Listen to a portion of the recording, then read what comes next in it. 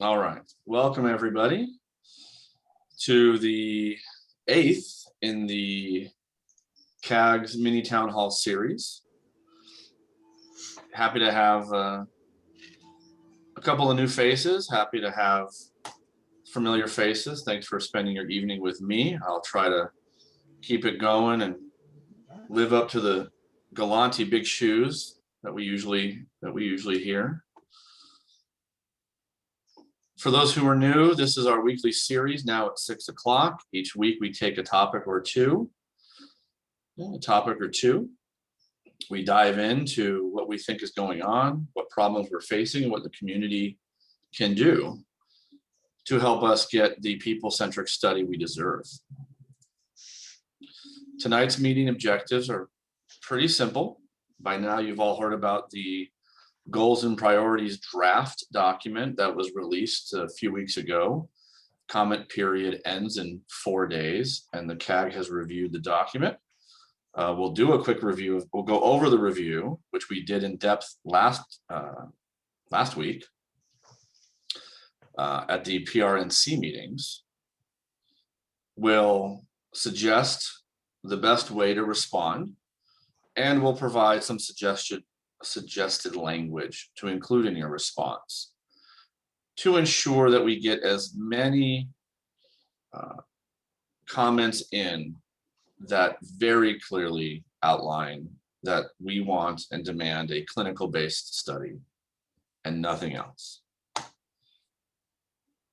All right, so here's the goals and priorities, some key issues. I'm going to go through this very quickly. You can check out last week's video, which has most of the same slides. So we'll just kind of touch on some of the high points. So in reviewing the goals and priorities document, we know right off the bat, there's some very key language missing. Bringing to the second bullet point, there's no required clinical examinations. There's no required long-term evaluation. There's no required evaluation of chronic exposure.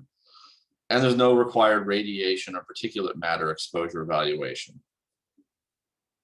It encourages proxies, which for those who don't know what a proxy is, I'll give you one great example. That is, if we have data about methane levels, we can assume we know how much benzene was present at the same time.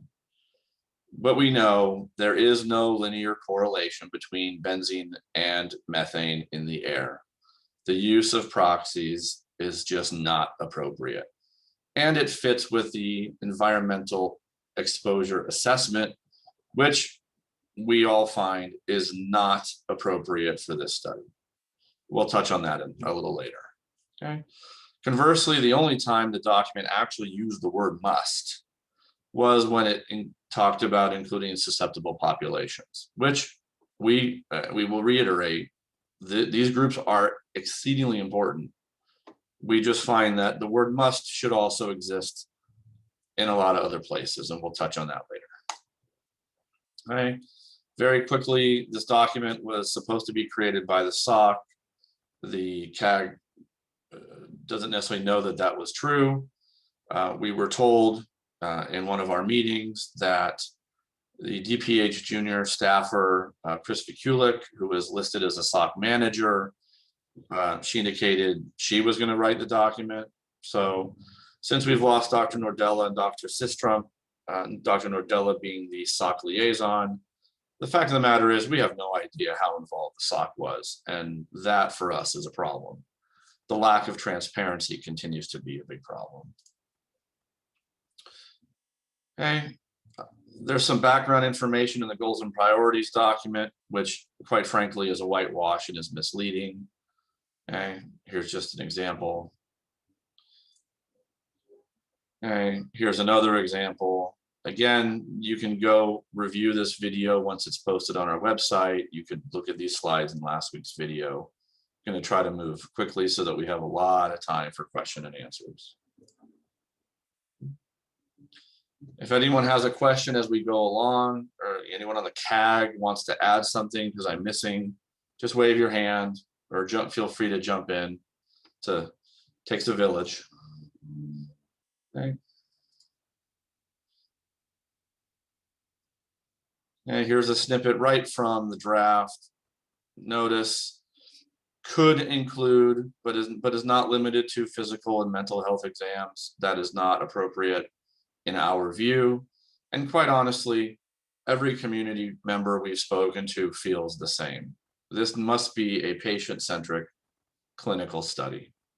And the document, if you read it from cover to cover, you cannot come away saying this document is going to go out and find someone to do clinical work.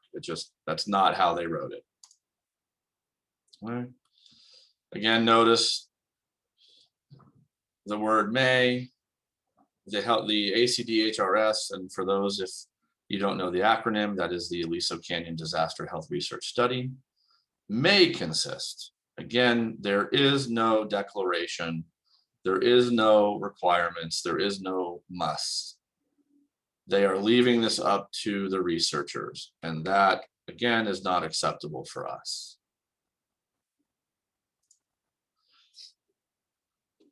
Here's some more language about the encouragement of proxies, which, as I just said, proxies are just not applicable here. There is no linear correlation between methane and any of the other chemicals or radioactive materials or particulate matter or ratio of crude oil that was in the air. Hey, Andrew, this might be a good place just to pause for a second and make sure everybody appreciates what they mean by proxies in their research, and if there's any questions about it. Sure. You know, it literally is just an estimate. It's computer modeling and guesstimating what we were exposed to. Sure. Anyone have a question at this point? Is everyone who's on familiar with the fence line monitor that's been up? Any heads nodding? Sure. A lot of people have their cameras off. So when we talk about methane, linear relationship between methane and benzene, for example, if you've seen the fence line monitor and you see that methane goes from 2.2 to 4, you can't then say benzene must have gone to 2 or 10 or 20, whatever. No such correlation can be made. There's no science to support any relationship at this time. So that's what we mean by proxies, because methane is the only molecule that was really measured since the blowout. And we'll get into later the fact that there was no real good air monitoring data during the blowout either. And that's another huge issue with doing an environmental risk assessment. And we've spoken at length about that before. The CCST has already poked a lot of holes in that data and indicated why it can't be used. So we're just repeating the message that those in the science community have already laid out.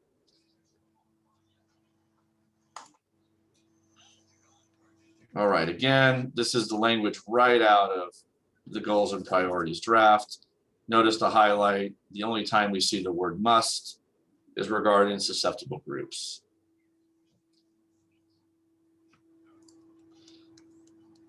So again, we've been over this, I feel like, till we've been blue in the face, no pun intended. The CAG and the community have been very clear, and we've been very clear with Department of Public Health. That's what I want to really emphasize. At every meeting that the Department of Public Health is at, they continue to preach that they want our input, they want the community's input, they want it. And I would argue that for more than 20 months, there are those on this call who've been meeting with public health for 5 years. The message has been unwavering for 5 years. I don't know how they don't know what we want. That makes no sense to me. These are smart people who have been at a lot of meetings and heard a lot of people yell at them about what they want and seen surveys about what we want. And apparently are getting more surveys, more feedback about what we want. And at every one of either what we'll call CAG meeting, those of you who have been on the last 2 CAG meetings know they're really not our meetings anymore, or at a town hall, or at the neighborhood council when DPH came to PRNC, the public is unwavering in what they want in the health study. Okay. The CAG presented to the SOC way back in July of 2020. So our concerns is passed on really by you, the community. Near and long-term human and pet health impacts. Seems pretty simple to me. And it seems like the only way you're going to get those is by looking at the people and looking at the animals. I mean, this doesn't seem like rocket science to me. What are the synergistic toxicity health impacts? That's why this is why this event is unprecedented. Never before have people and pets been exposed to this combination. A combination we still don't know. That's another issue we'll talk about later. Over this duration, 16 weeks, and in quantities we still have no idea about. This has never happened in the 200 and something years of this country. And yet we're getting what seems like set up for another computer-based risk assessment. Just not acceptable. Again, as we talked about, and I just bring this up because as I just shared, we've all presented this many, many times, but if you needed an official one, back in July 2020, the CAG said, must be a clinical-based, patient-centric study. That's no mincing words. That is as clear as a bell what we want. The gold standard, long-term, examine people, not an environmental health risk assessment. I mean, raise your hand if you think we minced words here, if what we were demanding was unclear. I like Brian's smirk. You do? I do, my friend, I love it. All right, if you've been along for this ride, you know the CAG has worked amazingly hard on these topics. The chemical exposure list, the CBC study, the fugitive emissions, it goes to the chronic exposure we still face. Cancer registry study, et cetera, et cetera. The fact is there's I got 2, 4, 6, 8, I got 10 items. One's been done in 20 months. The failures are just unbelievable. And our problem is that there are a number of these that should inform the study. So how do we go out and properly develop an RFP and properly evaluate responses to that RFP if our knowledge looks like a chunk of Swiss cheese? It's illogical. Okay. In November of 2020, so in July of 2020, we made some comments. Now here we are in November. Okay, we've urged the SOC to make sure they have full disclosure of all the information, like the chemical list. We indicated it's the unanimous desire of the CAG and the overwhelming desire of the community that this be patient-based. I will tell you, my friends, I have been fighting this fight for 5 years, and never, ever, ever have I had one community member tell me they preferred an environmental risk health assessment. It has never happened. And if I haven't heard it, I sure as heck know the Department of Public Health hasn't heard it, because 99% of the community, the people, they have no idea what a risk assessment even is. They want a study to look at the people. Anything short of that, doing a long-term patient-based study, you can see that middle paragraph, will fail to establish the gold standard and will not be supported by the CAG. And we believe, based on your feedback, will be rejected by the community as a further whitewashing of this whole incident.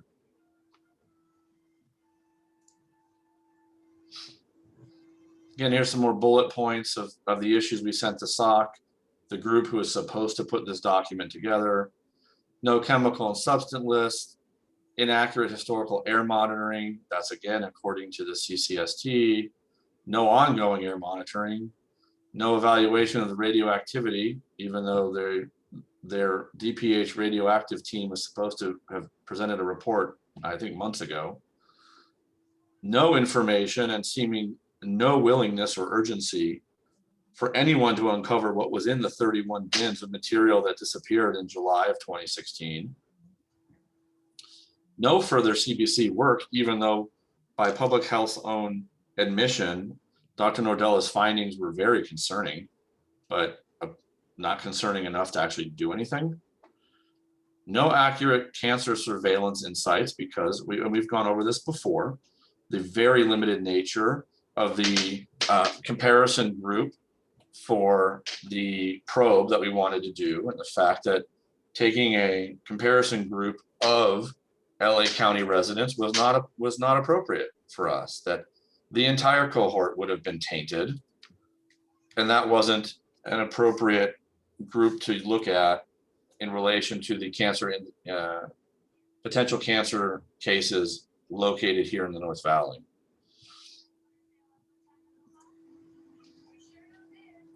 So again, I'll reiterate, the CAG is absolutely unequivocally unaware of what scientific discussions were held by the SOC or what their rationale was behind the document that was presented to the public. We have no idea. There is zero transparency. The CAG was told, again, and you see this, the note on the bottom, we were told by Christina Vikulik that Christina Vikulik was going to write the document. That's the only information we have. So until someone proves that otherwise, that's what we're going with.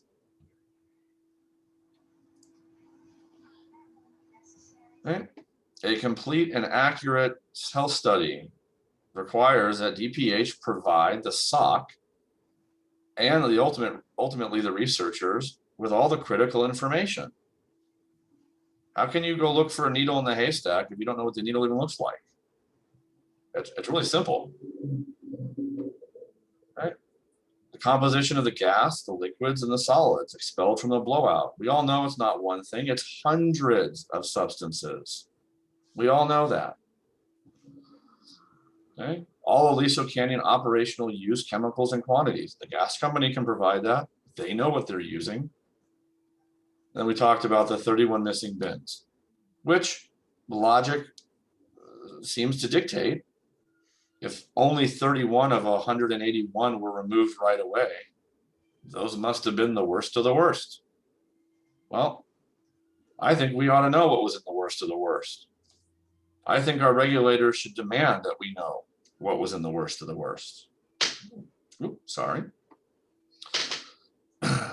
We also believe the GMP and eventually the RFP, which at the moment we will never see, and I was a little too rhymey there for my own liking. It must have contain certain language. It must require clinical evaluations of the physical and mental health, and it's got to be a long-term evaluation representing the gold standard of such studies. I use personally the Gulf study, which is used in following the Deepwater Horizon, as my yardstick. If you don't know the Gulf study, GULF study, go look it up. Its premise is very simple and quite honestly what I think ours should be. And if you don't know, I'll give it to you now. If you know this already, you've heard me pontificate on this, I apologize. The Gulf study wants to know quite simply, did you help clean up the oil? Did you clean up for 1 minute on one day? Or did you spend all day, every day for all those months?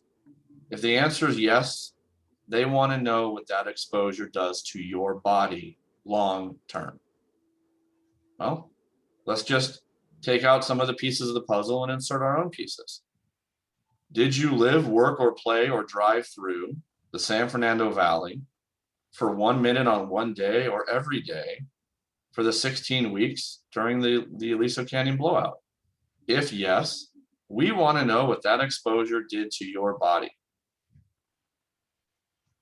I feel like I just wrote a goals and priority document in a couple sentences.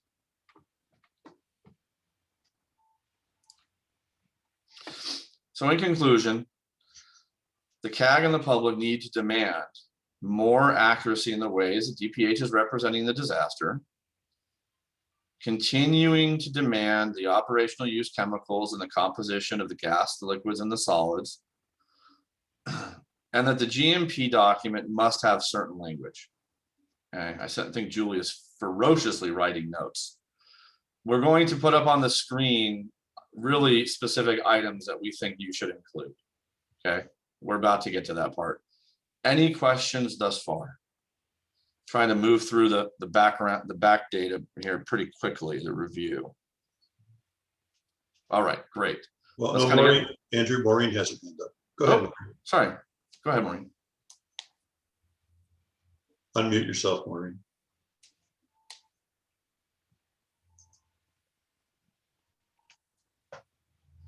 Maureen, you're still muted. Okay, can There you hear you me go. now? Yeah, go ahead. Because I've lived here so long and suffered so long, are they going to do a study for the people that have lived here long term? I'm saying 45 years. Will they include that we've been exposed longer? Because it has leaked all that time. So the truth of the matter is we don't know. Oh, okay. We don't know what they're going to do. I mean, that's really, we get down to the crux of this.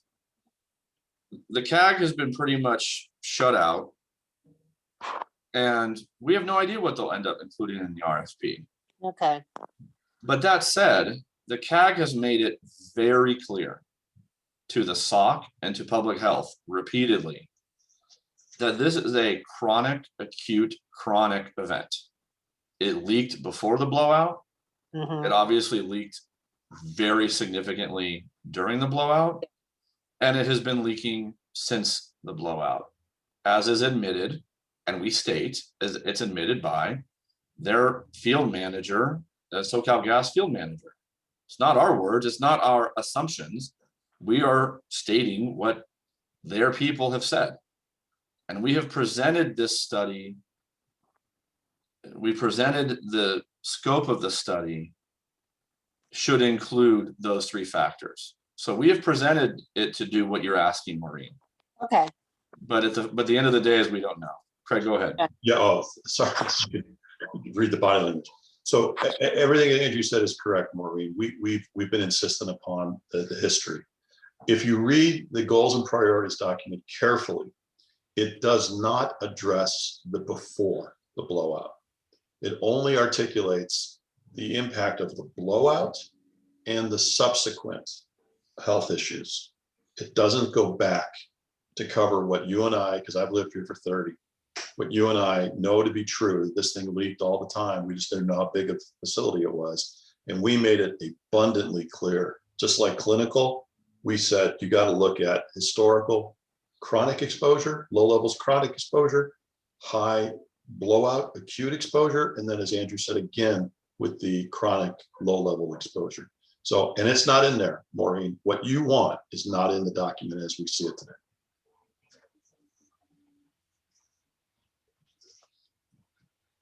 Can I put your hand down? We are, as always, bearers of good news.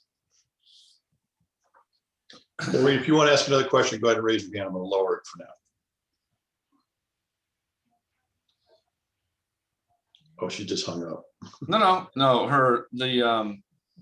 It reorganized with her on the gallery view. Maureen's Hang me here. up. Hang There we me are.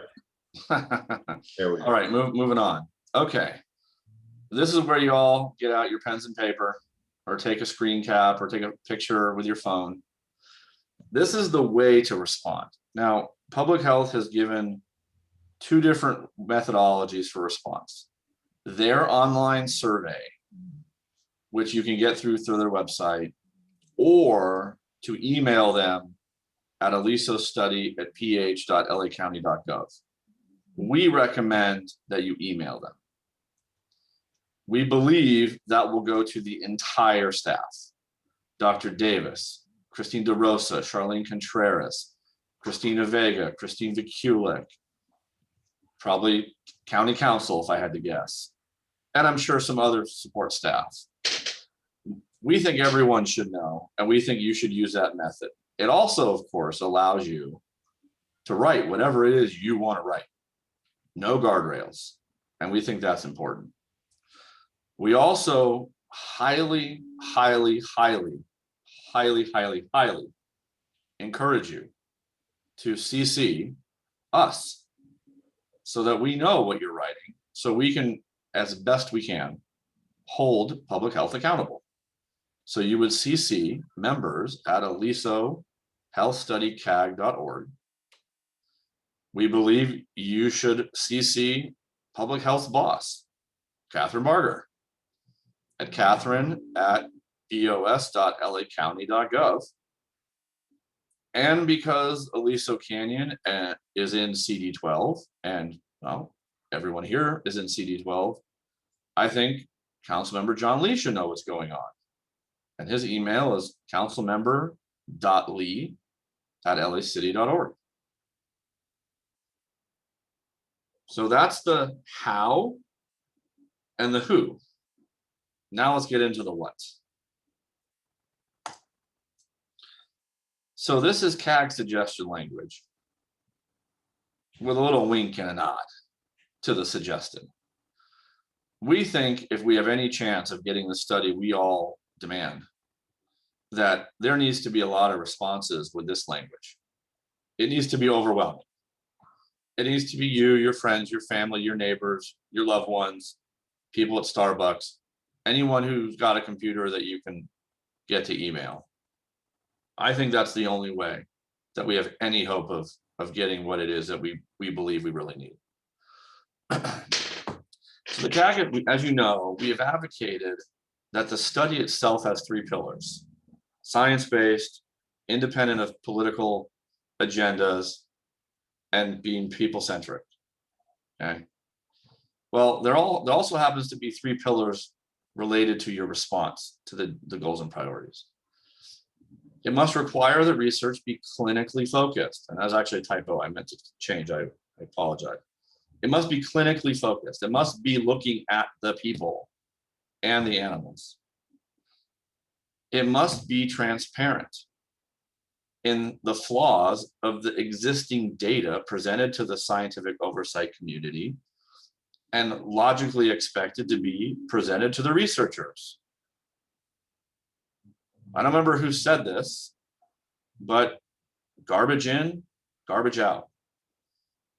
Okay. The data, the historical data they have. Brandy Grace said that. There you go. Brandy said it.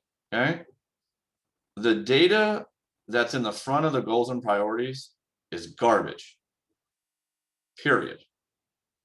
It is a whitewashing. Period. And that same data is going to be given to the researchers. You know it. So that's got to be fixed. And we require the 3rd pillar is to require that DPH deliver foundational scientific data about the exposure, chemicals, and substances, i.e., back to the chemical and substance lists. Okay? As the researchers will not have subpoena authority to get this information later. DPH in the county has the power. They are refusing to use it. Period. Those 3 items must be included in the goals and priority. Okay. I'll get into a little more of that here in a moment. So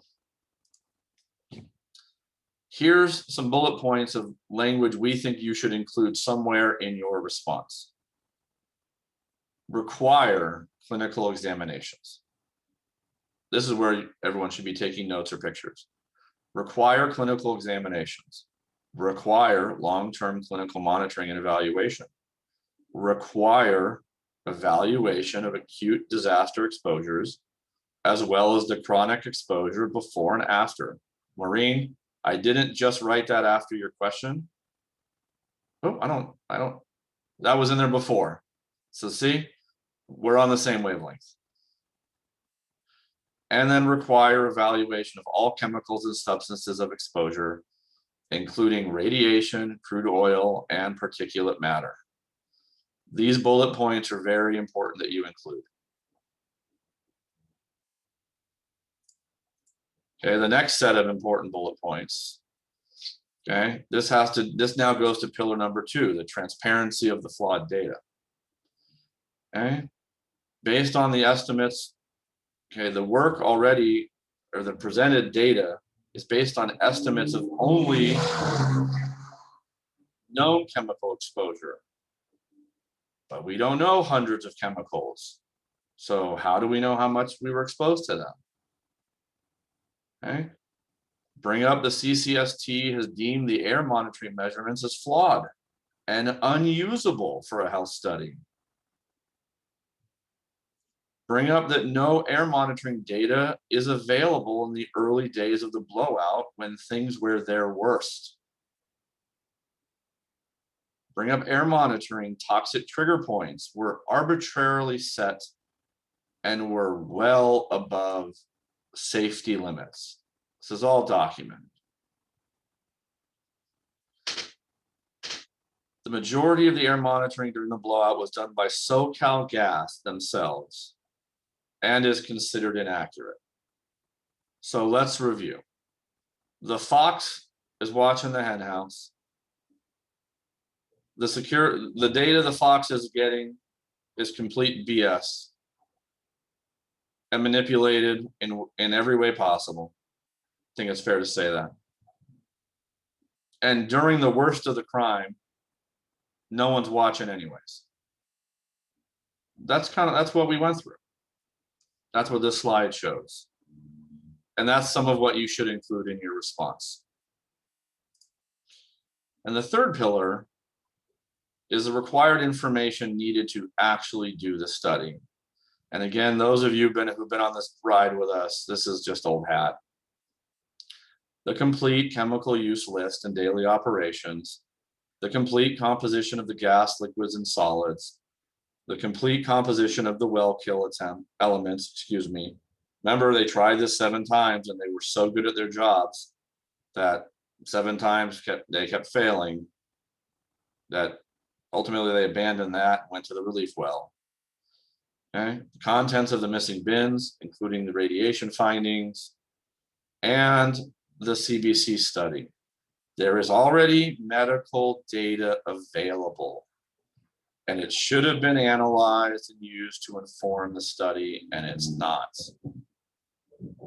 So these three slides, okay, these bullet points, these 5 also, and then these 5. These are all the highlights within the 3 pillars that we think your response should include. And as many people as we can get to use these, our hope, my hope, is that enough response of this will force DPH to act in a manner that we all find appropriate.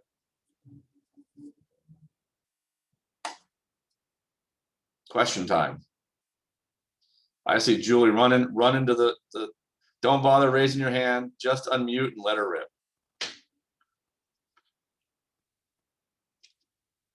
You're still muted, Julie. Okay. All right, I'm on. You're on, fire away. Okay, oh my goodness, you guys watch me as I'm writing notes. That's really bad. I feel like big brother in my house. It's great that you're doing that.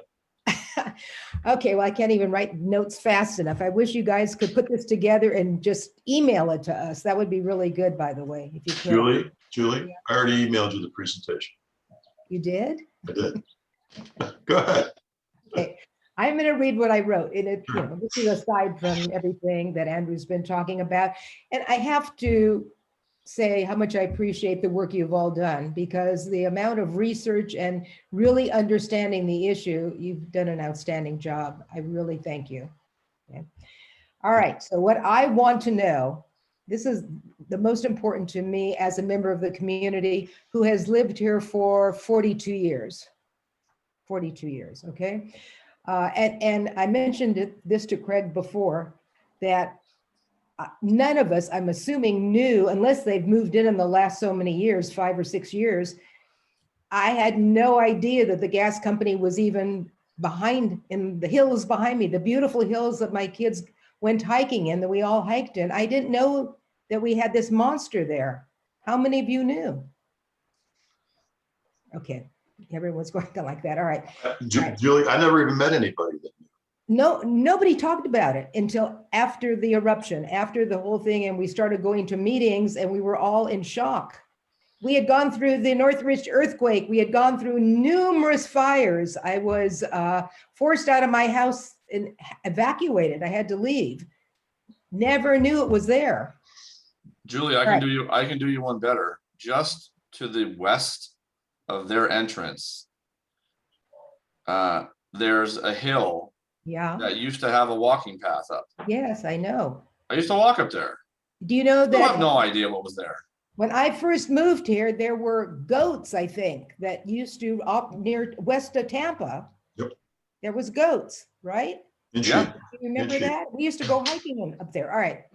So, okay, I'm kind of trying to cut through everything just because of my frustration. And what I want to know is when the results have been finally completed, which that is another horrible story because what they're talking about is maybe in 3 years they'll have the results, but it could take longer. I mean, that's insane. All So right. they are, let me clarify that, Julie. So they are supposed to revisit the study in 3 years, whatever that looks like. Right. And because we don't know what kind of research is being done, we don't know at what rate we might start getting some level of results. I see. Okay, and we fully expect this to be multifaceted. For example, if they do some mental health evaluations, I would expect that to happen much quicker than if they do, well, God forbid, they do some risk assessment or even doing some clinical work. Okay. But the SOC must meet in 3 years Mhm. and then determine, this is the scary part, whether the study continues and how. And they meet, I believe, annually in years 4 through 9, and the study could go up to 10 years. Oh, okay. I mean, that's insane. All right. So, okay, this is what I want to know. I want to know that once the study is completed, now I don't even know when it's going to be completed, and shows that the gas company has been contaminating the Porter Ranch community, what will their recommendation be? Are they going to recommend to close it down? Or is the reason that this investigation is being put together so poorly, purposefully, is so they don't come up with those results? Okay. And that's what I think is really happening. I think that it's going to be a vague study that's going to kind of go on for years and years till people basically forget it. So then my final question is, who is directing the health department and who is directing that person? I mean, you got to like go all the way up to the top to find out, why isn't there that the concern for this community? I mean, this is huge. Craig, I got it teed up. You cool if I go? No, go ahead. Go All ahead. right. All right. DPH's boss is Catherine Barger. Who's Catherine Barger's boss? Nobody. Mhm. Right? Nobody. She's an elected official who doesn't give a snot about us. Period. She can say she does, and she can say that the county got the relocation and yada yada. And those are feathers she can put in her cap, but her cap's only got like 2 feathers. And alongside those feathers are a whole lot of failings. Yeah. It's been 5 years and the county's never demanded the chemical list. That's unconscionable. Okay. Why hasn't she? Well, why hasn't any real elected official done anything? Why? They all have oil on their hands. They all do.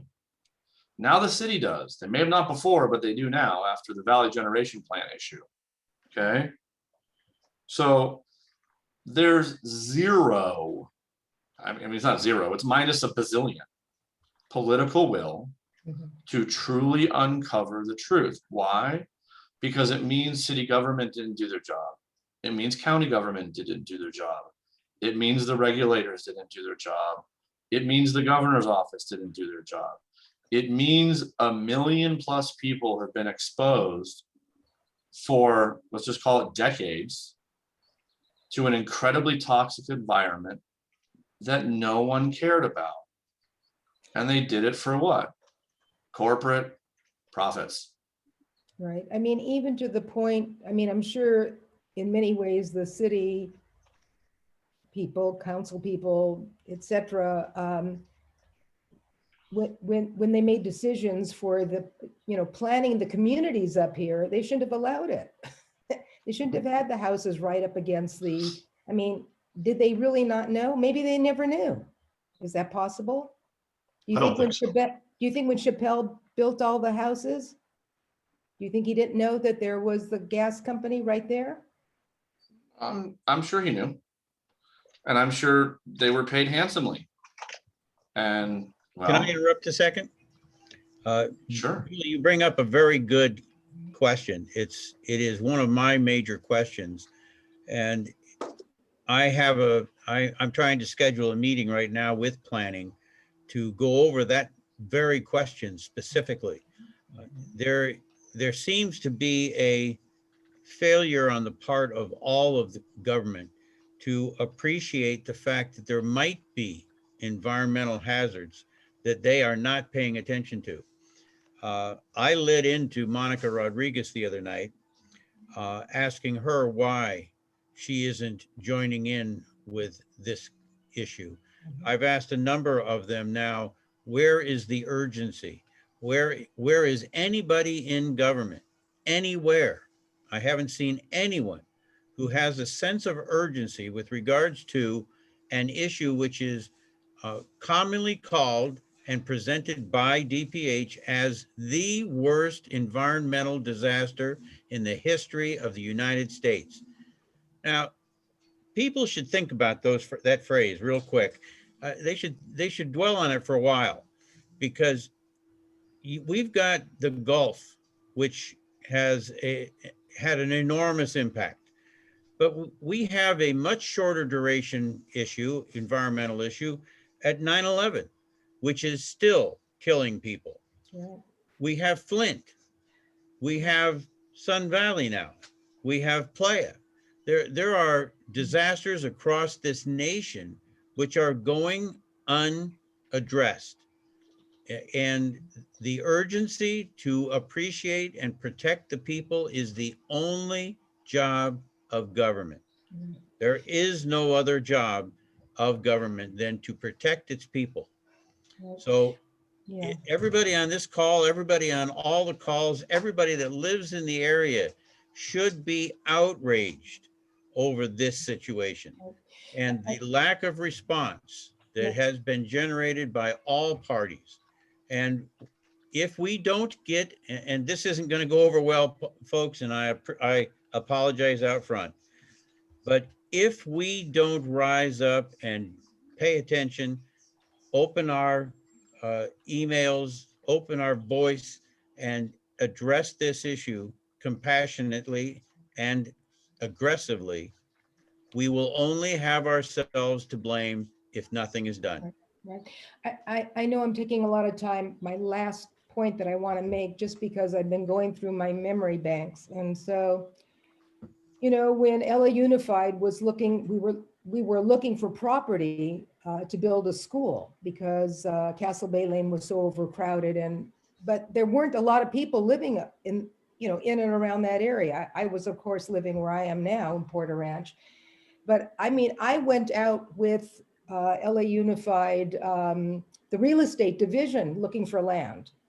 And there was a really, it's such a long story, but Hal Burnson was city council person, correct, when this was all going on. And we were fighting with him, city council, et cetera, to make sure that land was set aside because of the number of children that would end up being in the area because of all the homes that are being built.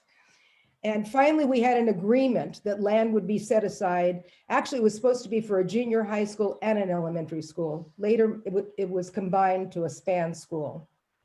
So I literally walked the hillsides around the Masons, Cessnon area looking for land. It was just barren land.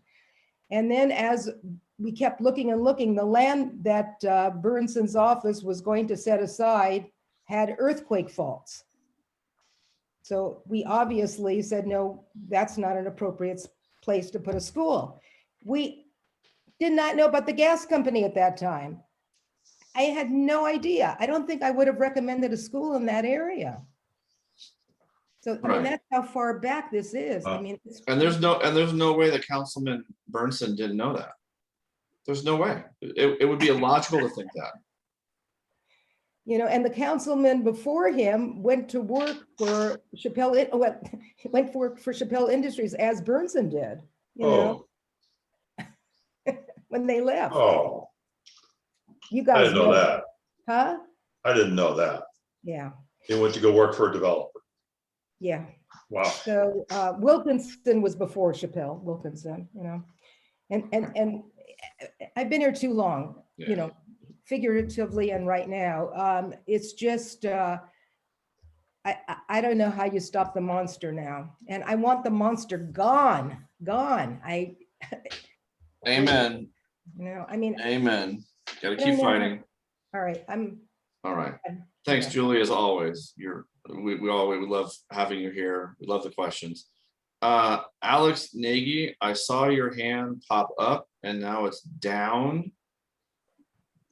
Did you want to put down your megaphone and say or ask a question?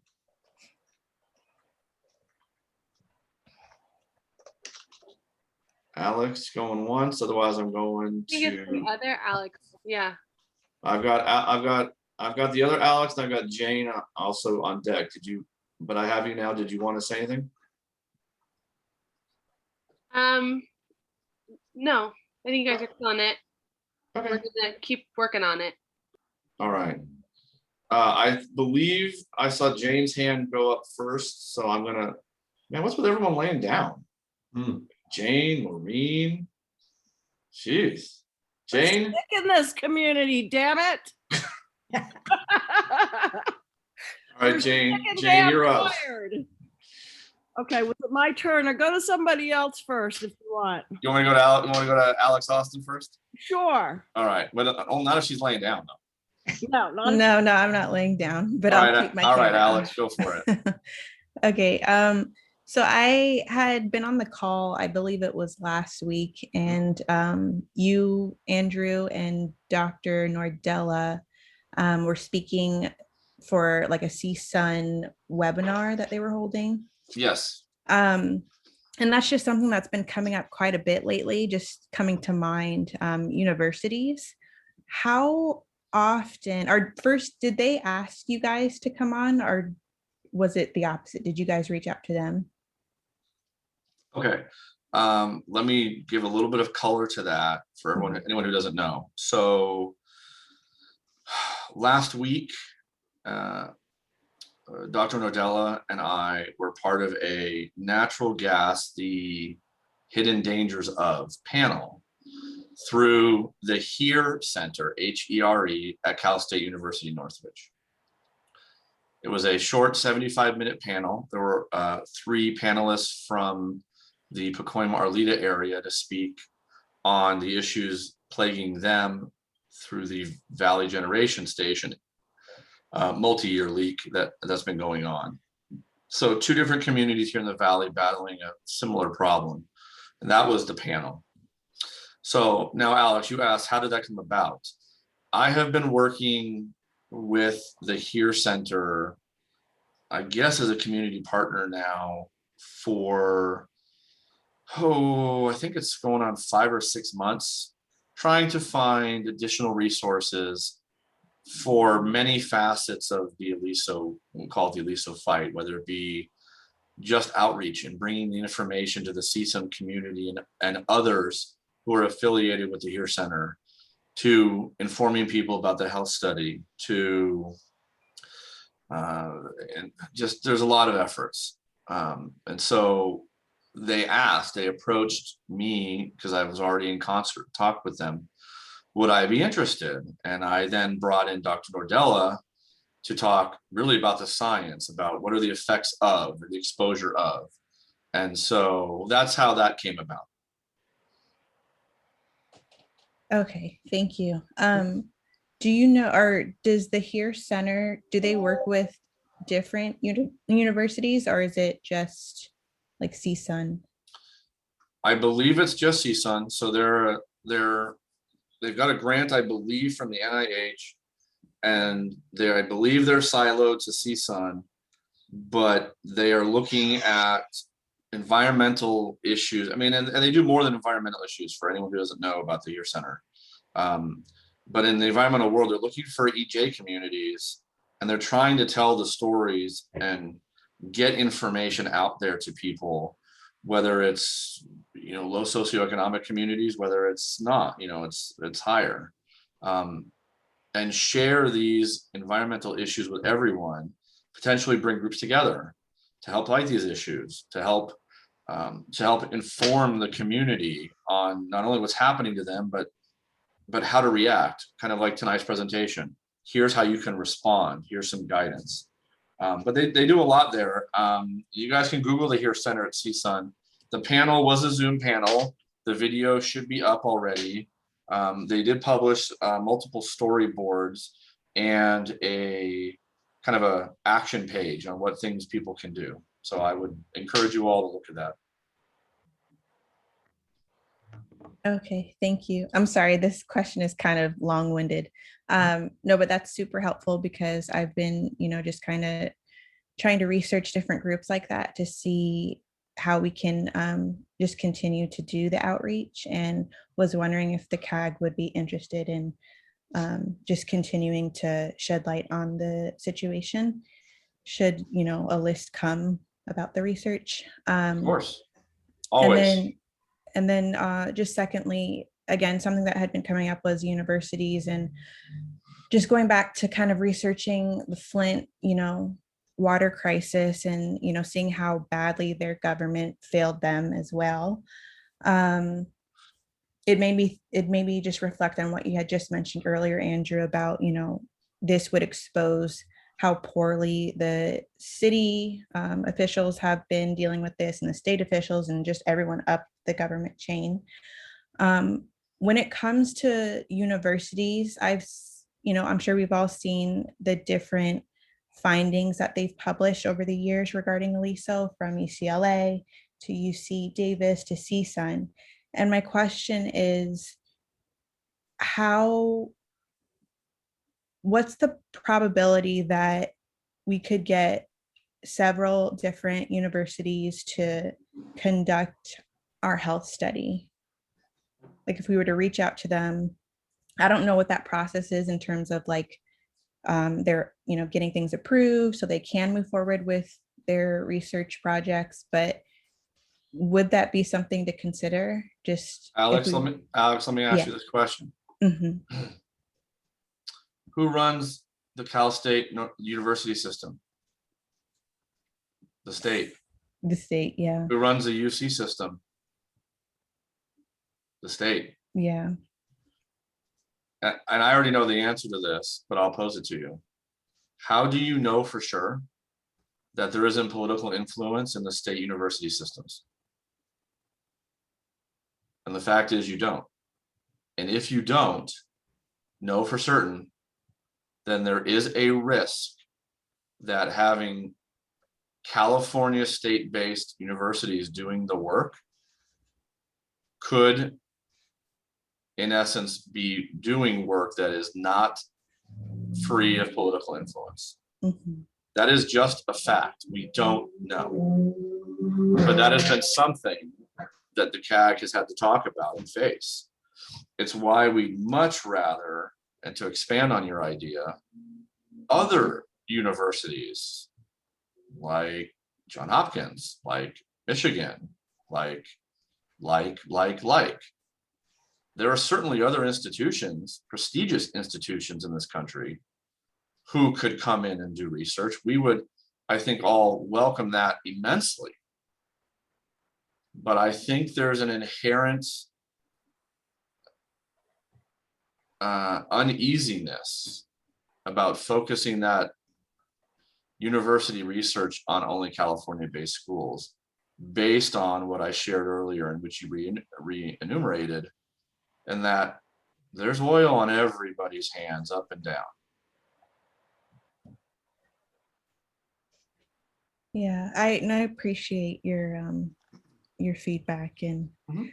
I guess it was more so thinking of that some of the differences that or that appeared in like the UCLA findings when they were testing the homes of Porter Ranch residents, and they were finding high, levels of benzene and around the same time. And then the DPH claimed that there were low levels. Right. So I guess when I was just looking at stuff like that, it was like, okay, well, it seemed where's like, where's the disconnect in that? Was it at UCLA? I mean, they came up with what seemed like a rational finding. right. And the people they gave it to, the people they were contracted to give it to, public health, what did they do with it? They didn't do anything with it. Right. And then they lied about it. So it's that, see, you have a chain. So in that case, you have a dance. You've got a tango there. Who's the dirty dance partner? And the fact that we can't answer that, while very sad, because certainly UCLA should be able to do this research, Berkeley should be able to do this research, etc. The fact is we just don't know. And we've been doing this long enough to, have a spidey sense. And I'll speak for myself only, but my spidey sense goes off a little bit because it doesn't know for sure. So. And don't forget, some of the University of California campuses get money from SoCal Gas. Also a relevant point. Thank you, Patty. So you just don't know. I mean, Alex Nagy can comment on this. I mean, she'll nod with her video off. But it's just like saying an environmental group must be good, they're an environmental group. That doesn't mean poop. It could be an AstroTurf group. Could be a group completely funded by the gas company or oil and gas. I mean, it's the fact that it's really, really sad, but the fact is you really got to dig and look at really anybody and ensure that they really are who you think they are and that they can be a trusted partner. It's the same, I think, goes in the university system, sadly. Don't forget Jane. Yeah. So anything else, Alex, or can I go to Jane since she finally sat up? No, yeah, Jane, it's all yours. All right, Jane, hit us. Sitting up. I'm sorry, I forgot that you can see me. Okay, so I know that in the beginning you guys spoke with DPH about working with NIH. They said, oh, it's a great idea. And then nothing happened after that, right? But I was wondering, did the CAG also reach out to NIH? I couldn't remember that. We did not. Okay, all right. Though I will tell you, part of the partnership with the HERE Center is that they can assist us in writing a grant for the NIH. Okay, that's on the list. Now, I just want everyone, Julie, you'll be upset. Don't yell at the messenger. As you know, all of this stuff is really slow.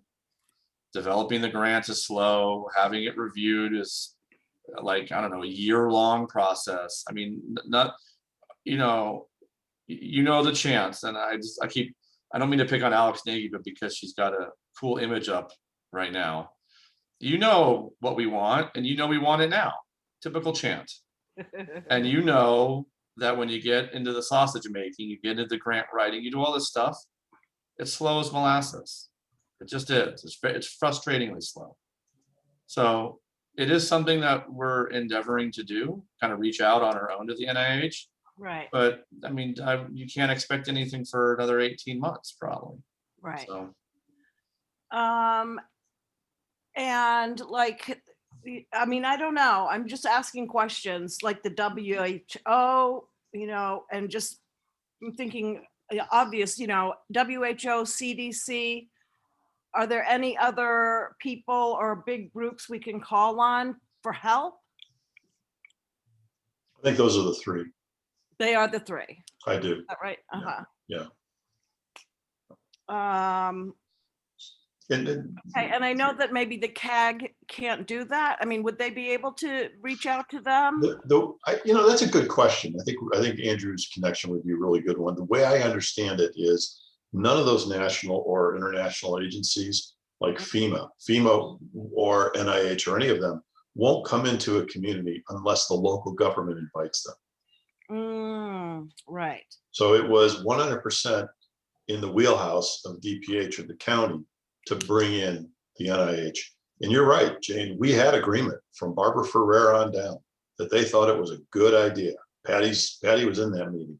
Right. And she's nodding her head yes. And they said, great idea. We sent a couple of follow-up notes. I'm like, hey, where are we with this? Crickets. So what did we get? We asked for the NIH. We got two, as DPH refers to them, junior staffers. It's not our term, it's their term. So Julie, this looks, smells, and sounds like a whitewash. So there you go. Yeah, but let's not fail to have hope here, because there are many, many other research organizations that are not identified here that could come in and participate under the right circumstances. And while we do not have the right circumstances at this moment, I think that the CAG will not stop at knowing that. I think we will, and I'm not going to speak for everyone, but I believe that we are all in line with moving forward in whatever direction we can make happen as time permits. And I think you're talking to a very aggressive group that does not want to fail. And it's like any other environment. The only reason people fail in their quests is because they don't stick with it long enough. And sometimes that's a long time. Take Amazon as an example. Amazon lost money, big money, for 10 years before they finally started to build an organization that was going to make money, and look at what you have today. And this situation is no different. If we are committed and we can find the support, I think we can do a lot. And there are a lot of places that we can go to identify and partner with and learn more about these kind of situations. And that's not just here in California or in the United States, but it's all over the world. There are a lot of things. One of our members even used that concept in one of his emails, that this could be a worldwide thing. So I think we all have to recognize that it takes a lot of cooperation, a lot of understanding that there is a lot that we can do, but we need everybody's help to pursue it. I agree, Brian. The talent's out there. I'm sorry, Gene. No, the reason I had said that, and maybe the CAG can't reach out, because I don't know what your parameters are, or if it would, I don't know. I'm just asking. I absolutely know we have the best people, I would say, in the world on our CAG. And Wow. I'm serious. Calm We down have now. the absolute best people. Wow. And so the point I was trying to make was that, if there is some area that you can't go to, obviously come to us, the community. And I mean, I keep writing letters and making phone calls. I think one of us, Brian, all of us, we're going to make a hit. I think, well, like you said, we have to hope and we have to believe and whatever. But all I'm saying is I'm here.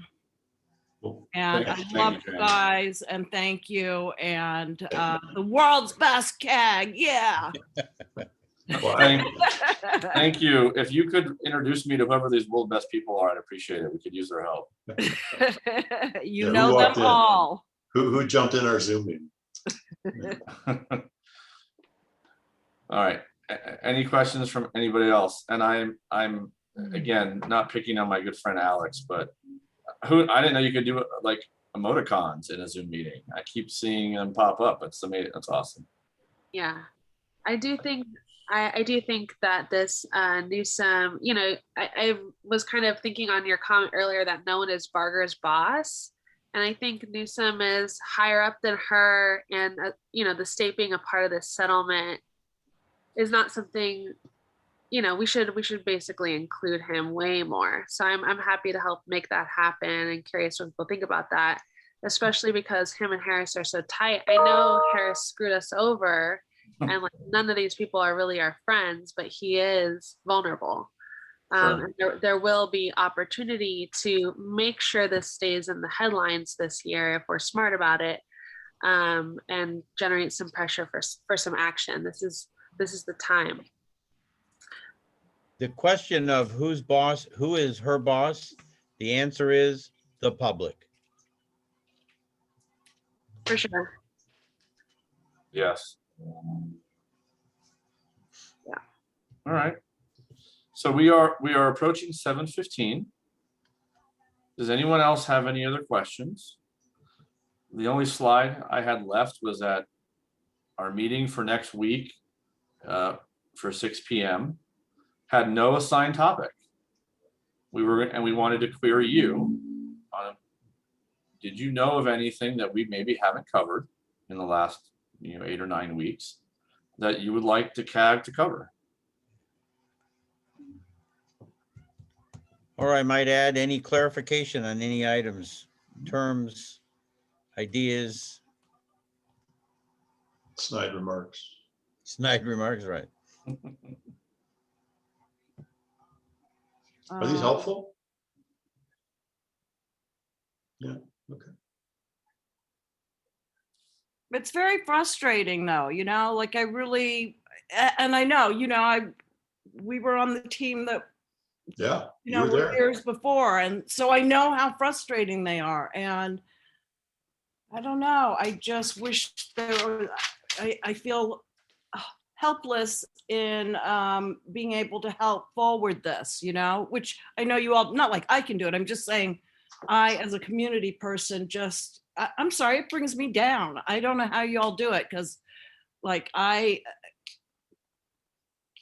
become very down about this. It's very frustrating, and I don't know. You have to have faith. You have to have faith, and we have to work as hard as we can to get people to recognize that it isn't a lost cause. People fall off because they don't see anything happening, and on another side, they don't feel bad.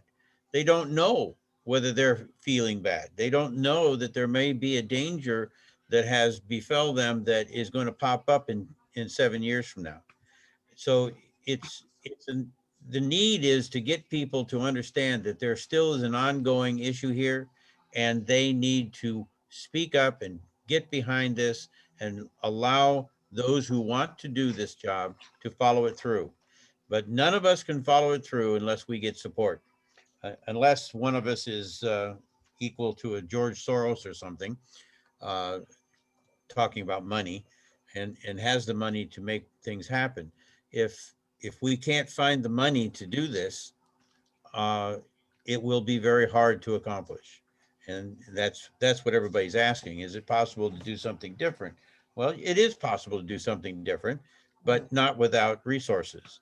And no matter how passionate all of us are, and no matter how aggressive or how involved or how much time we dedicate personally, the resources have to be there to make it happen. Well, yesterday on Nextdoor, there was a couple of people who were poo-pooing, like, why are people still bringing up the gas leak, blah, blah, blah. And I said, you know what? And I gave them the whole thing of, you don't know what you're coming down with it. You've been exposed to these polytoxins. So down the line, you might be getting a bad diagnosis from your doctor, even though you feel okay now. And I think a lot of people just don't realize that until they find out bad news. And these were people that live in Porter Ranch, Patty? Next door, it was Granada Hills, Porter Ranch, the Beckford area. They just having a discussion about something, bringing up, oh, I smell something and all that. And people were bringing up, oh, it's from the gas company. Other people were saying, oh, people keep bringing that up and it's not true. So I was lecturing them like I usually do. I think the answer to that is most understandable, is that this is a 118-day event where everybody was bombarded and you couldn't get away from it unless you left the area. New York City had just a few weeks of chemicals and particulates hitting them. And 19 years later, they finally got a settlement and they are still dying from that event. So there is reason to be concerned. And I hope that that reason goes away with a health study that says, you're lucky, folks, you don't have that big a problem. We all would love to see that. But unless we do the study, we won't know. And people will either get lucky and not get anything, or they will be subjected to the problems that have been created. And I will say, we need all of you. There aren't that many people on tonight. There aren't a ton of people that view our mini town halls, which are on YouTube. You can get to them through our website. But as we all know, it is about spreading the message and spreading the message and spreading the message. We need ears and eyeballs. If we have people, the message will continue to catch fire. More coalitions will be built. More inertia will be developed. That's the key, is we need people power. So anyone who's on, anything you can do, any ways that you can help spread the message and get it out to as many people as we can with the limited resources that we have, that all helps too. And you never know which single event, single action, or single person is going to be the tipping point to serious momentum. You just don't. So even a one-on-one is valuable. Even a whatever one-on-three is valuable, because you don't know. And so I implore you, as a stakeholder, as a CAG member, please help us as best that you can. We all do, and maybe an upcoming mini town hall will be, why should you be interested in this? Good idea. And it's all connected too, because just think the legal trial might be starting. If Salco Gas knew that this health study was going to go and examine us, wouldn't that affect them and think, oh shoot, we're going to look bad and we might need to start settling with people. So all these plaintiffs who have been complaining, where's my settlement, where's my settlement, might do better if this health study is the proper health study. It's all connected. Oh, yeah. Look, if you want this facility closed down, or if you want it just run better, healthier, the health study is critical to it, because nothing else is going to change unless there is evidence that it's harming us. Nothing else is going to change it, my opinion. Okay, it's almost 7:20. Just wanted to see if we had any other questions. If not, Andrew, maybe I'll invite you to wrap it up. Sure. Well, we sort of touched it without the slide. We don't need the slide. Our next meeting is scheduled for 6 o'clock tomorrow. Next week. Same bat time, same bat channel. With again a currently undetermined topic. So I'll give it another 60 seconds. And we asked already tonight, but we'll circle back. Is there anything anybody wants the CAG to tackle next week? Sure. No matter how big a question or how big or small topic. The old military line, the only question that is not a good question is the question that isn't asked. Mm-hmm. You're muted, Julie. Okay, I'm unmuted now. Oh. Okay. I think we're all, I am certainly getting very worried and frustrated, and I think the main thing is how to get the word out to more people. I think part of our problem is the pandemic and not being able to have meetings, where people actually get together and get the information. I don't know, or can I recommend, how do you get the word out so more people know about what you are doing? I don't know whether Alex is still on the phone. Alex Nagy is still on the phone, and she said that she could be the conduit to the governor. And I mean, maybe look at different ways of getting the word out. And Alex, are you still there? Alex Nagy? I think she's gone. And She's there. Is she there? She is. And we've been texting a little bit, potentially doing a press release, potentially doing some actions collectively. Okay. Would you guys attend a rally? With masks on, you mean? 6 feet Yeah. apart? Yeah, However, I have to think about it. I understand. I completely understand why. Sure. Yeah, you know, that's part of the frustration is not Yeah. being able to really get out, because we used to do that a lot and we got press coverage that way. Right. And actually, the politicians all came, you know, to the, It's they were true. all there. Yep. huh? You know, It's so true. It's true.